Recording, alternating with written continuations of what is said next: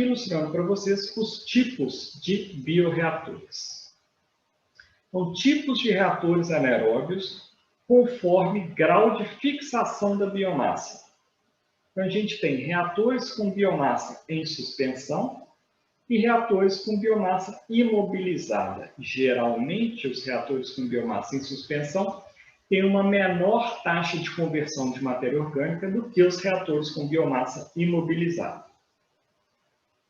Os reatores de baixa taxa ou convencionais. A gente tem como exemplo, e mais comum, os biodigestores, os tanques sépticos, os tanques do tipo Inhofe, que falaremos mais à frente, e as lagoas anaeróbias. Já os reatores de alta taxa, nós temos os filtros anaeróbios, os processos anaeróbios de contato, os reatores de leite fluidizado, os reatores de leite expandido e os reatores do tipo reator anaeróbio de fluxo ascendente, ou sua sigla em inglês WASP. Todos eles de alta taxa. Por que eles têm maior taxa de digestão de matéria orgânica? Porque eles têm fixação da biomassa em um material de enchimento ou suporte. Podemos ter também reator de manta de lodo granular expandido. Os reatores de baixa taxa ou reatores convencionais. Os principais aspectos que vão diferenciar os reatores convencionais dos reatores de alta taxa são a ausência de mecanismos de retenção dos sólidos no sistema, ou seja, a gente não tem nada de fundo falso de retenção de material e etc. A retenção da biomassa nos sistemas anaeróbicos vai ser melhorada de forma significativa através de mecanismos que favoreçam a imobilização dos micro-organismos no interior da câmara de digestão. A exemplo da adesão e da granulação. A ausência de tais mecanismos, como nos reatores de baixa taxa, vão dificultar a retenção de grandes quantidades de biomassa nesses sistemas de tratamento. Elevados tempos de detenção hidráulica e baixas cargas volumétricas. A ausência de mecanismos de retenção de sólidos no sistema vai implicar na necessidade de que os reatores convencionais sejam projetados e operados com tempos de detenção hidráulico elevados, a fim de garantir a permanência da biomassa, ou seja, dos 4 grupos de bactérias, no sistema por tempo suficientemente para o seu crescimento e também para a digestão dessa matéria orgânica. Baixas cargas volumétricas. O projeto dos reatores com elevados tempos de detenção hidráulica implicam em tanques de grandes volumes, tendo-se como resultado baixa carga volumétrica aplicada ao sistema ao longo do tempo.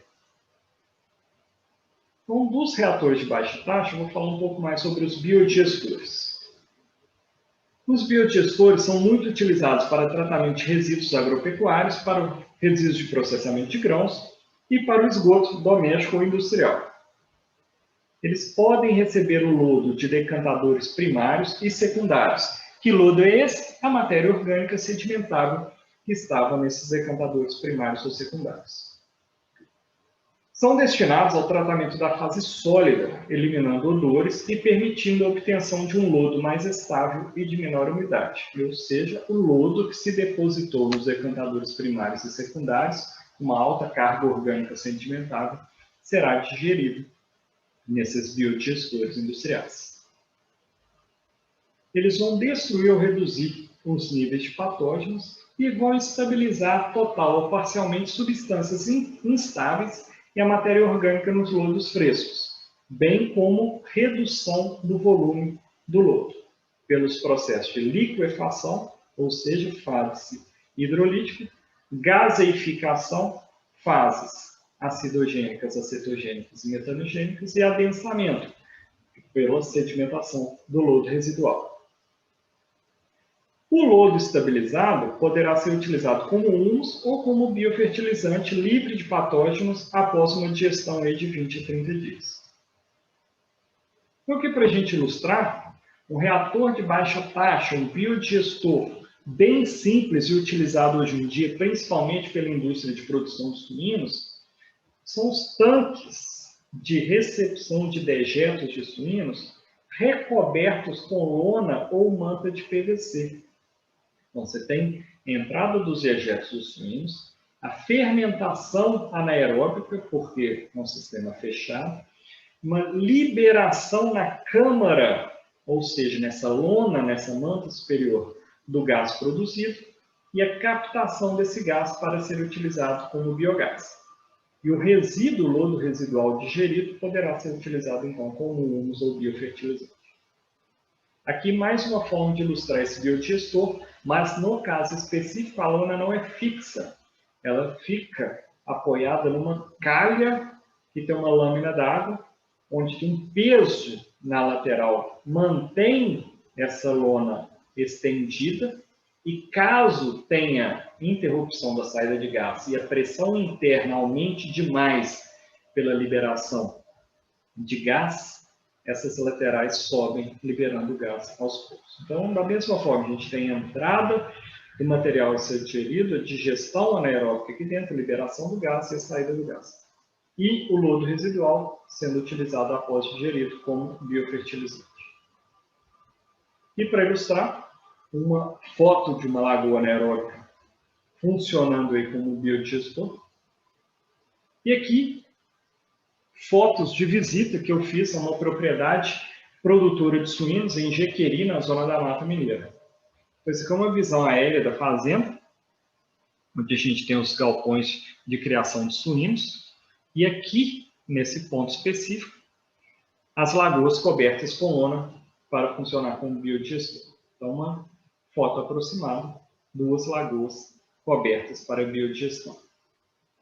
Uma visão mais de perto dessa lagoa coberta, a gente vê que essa lona tem algumas tiras para homogeneização e distribuição do gás como um todo, para evitar rompimento por pressão em determinado local. Aqui uma foto bem de perto, mostrando o quanto de gás pode ser mantido aqui dentro. Por essa elevação, a gente consegue ver o quão expandido está a lona, retendo o gás internamente. Aqui é a tubulação de saída de gás para aproveitamento pelos geradores de energia. Toda a lagoa cercada para evitar que, por exemplo, um bovino com chifres, um cachorro com unha, venha a rasgar a lona, porque não é um material tão barato. Então, todo o perímetro é cercado com tela. Aqui um liberador de CO2, passando mais gás metano e possível queimador quando não aproveitado o gás metano. Aqui a unidade geradora de energia elétrica a partir da queima do biogás. Então funciona praticamente como um motor invertido, onde a gente tem a geração de energia elétrica a partir da queima do biogás, esse motor gerando hélices e gerando aí energia elétrica que na propriedade é utilizada imediatamente para iluminação e aquecimento dos suínos e também para carregamento das baterias. Para ilustrar um pouco mais esse caso, esse é um caso de uma fazenda que tinha um gasto mensal de aproximadamente R$20 mil de energia elétrica e com o uso e implantação de um sistema de biodigestor de mais ou menos R$180 mil, conseguiu reduzir sua conta para R$200 mês. Então aqui, só para ilustrar, um grupo gerador a biogás de 120 kVA. Parece bem um motor de caminhão que trabalha invertido. Mais uma forma de ilustrar construção de biodigestor, a gente pode ter o biodigestor de alvenaria, onde a gente tem essa mistura de dejetos entrando, sofre uma pré-hidrólise, vai para a câmara de digestão, biogás sendo liberado, sendo captado, e na câmara de cá, o recolhimento aí do biofertilizante. Ilustrando aqui, reatores de baixa taxa, no caso, um biodigestor com uma campânula, um gasômetro móvel, ou seja, à medida que vai sendo produzido gás na parte de baixo, essa câmara de metal vai subindo. Aqui o nível que ela ficava baixado e o tanto que ela consegue subir à medida que vai sendo captado mais gás. Com isso, aumenta essa capacidade de volume de gás armazenado. E aqui a saída desse gás. Então, outro tipo de reator de baixa taxa são os tanques sépticos. O tanque séptico nada mais é que uma unidade pré-moldada ou construída no próprio local e desempenha as funções múltiplas de sedimentação e de remoção de materiais flutuantes, além de comportar-se como um digestor de baixa carga, sem mistura e sem aquecimento.